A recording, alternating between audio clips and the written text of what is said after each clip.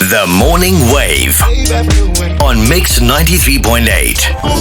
Udi, it's been a while. We haven't spoken about money in a very long time, right? Yeah. I don't know if we're too scared, we're hiding anything, or we've got financial issues at home. Yeah, I blame COVID. Okay, well, that was years ago, ma'am. Yeah. What's happening? But I also feel like people are going through a lot financially, hey? Yeah, cost of living and things like that. Yes, exactly. It has really, made it very difficult for us to make ends meet. Indeed. Yeah. So a couple of weeks ago, IG Markets held an exclusive networking event for women in trading, and they had a wonderful guest speaker who goes by the name of Dr. Gizelle Willows, a professor at UCT and MD of Nudging Financial Behaviour. Her expertise lie in behavioural finance, particularly as it relates to personal finance and retirement savings.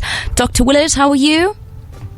I'm very good, thank you. How are you? Wonderful, and thank you so much for joining us on the Morning Wave. I always have to ask my guests what they're up to. Do you have your feet up and having a cup of coffee? What's the story? I've had my coffee, I've had my breakfast, and I'm just sitting at my computer getting some work done. Fantastic. So, Doctor, let's start off with what behavioural finance really is. Well, behavioral finance is kind of just combining the field of finance with the field of psychology, So when we talk about pure finance, we're talking about money.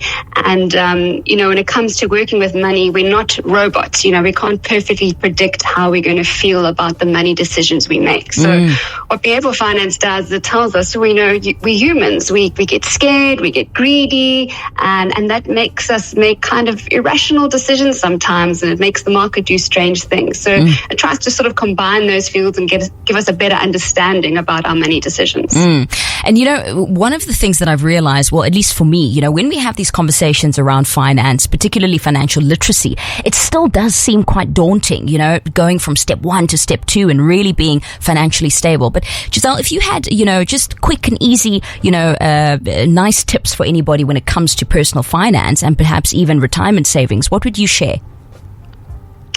Well, I think the best thing is to know that it's very difficult to be making these decisions by yourself. You need to ideally have a financial plan or somebody that's walking the road with you and helping you to make the decisions.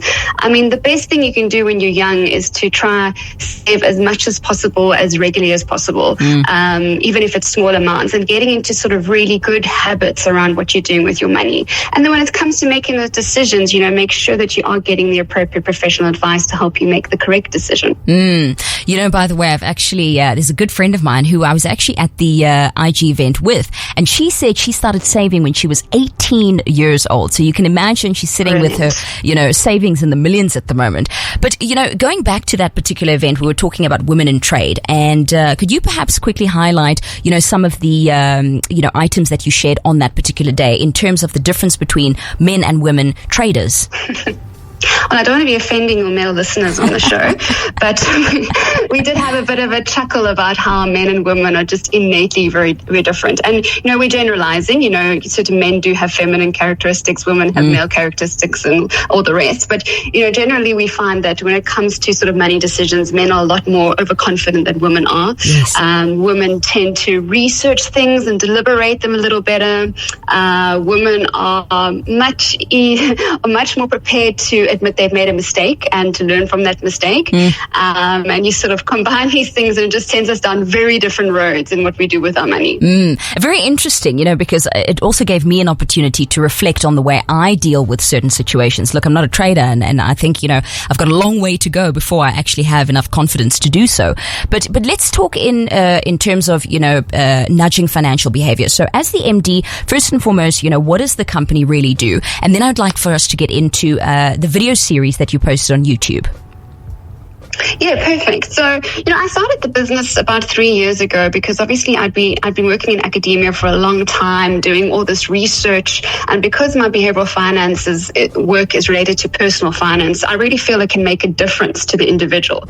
But I was writing these academic papers, and some academic in his ivory tower was reading it, and I just found that it wasn't actually making an impact in the lives of the people that it could make an impact to.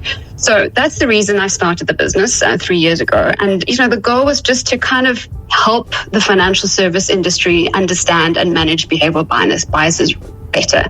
So it's quite diverse. I can do various work and have done various work, sometimes directly with financial planners who want to understand better how to onboard their clients and understand the way their clients are feeling. Product providers who understand, why their products are or aren't getting traction in the market.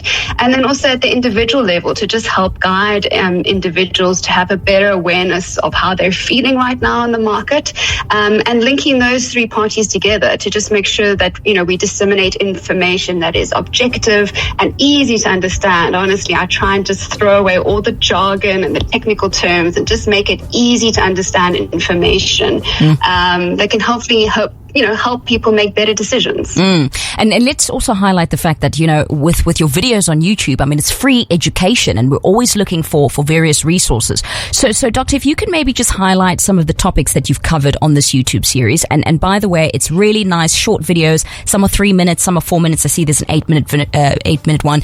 So we're talking about living annuities, guaranteed annuities, the different types of guaranteed annuities, and so on and so forth, pros and cons. So what inspired you to put these videos together?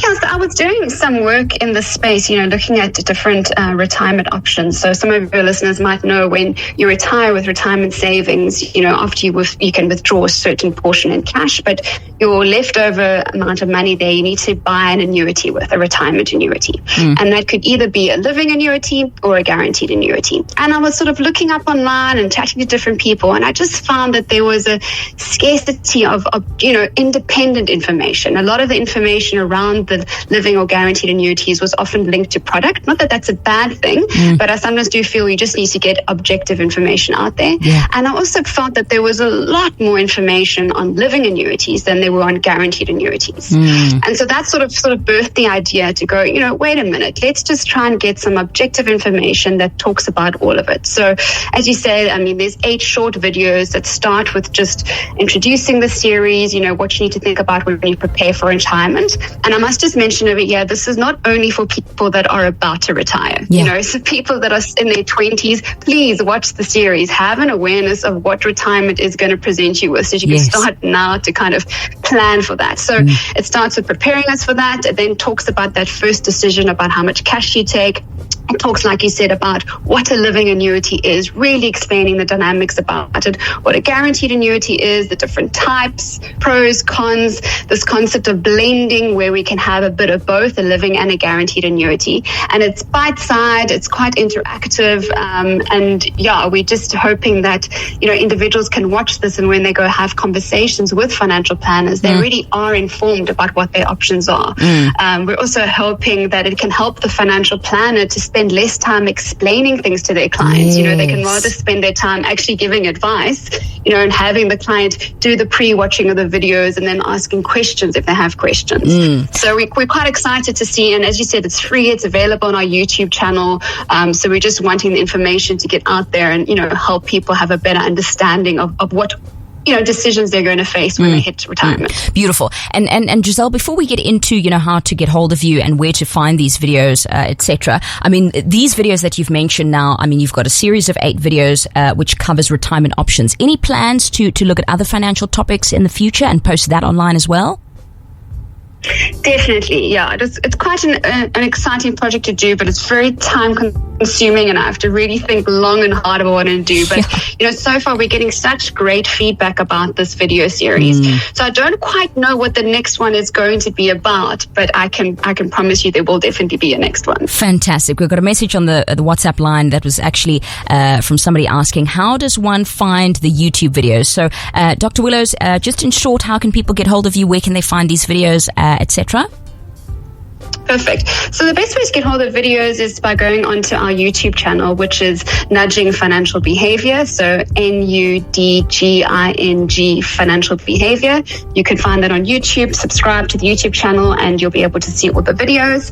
Otherwise, what you can do is you can go onto our website, which is nudgingfinancialbehavior.com, and you'll see that we have a tab there. Well, we have a tab with our research, our blog, where there's written information about these things, the events we've done, but there's a tab called Education.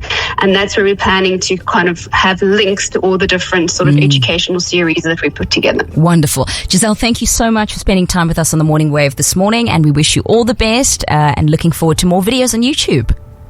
Thank you. Thank you for having me. Fantastic. There we have it. Dr. Gizelle Willows, professor at UCT and managing director of Nudging Financial Behavior. And JS, I've seen your message, so I'll definitely forward the link to you.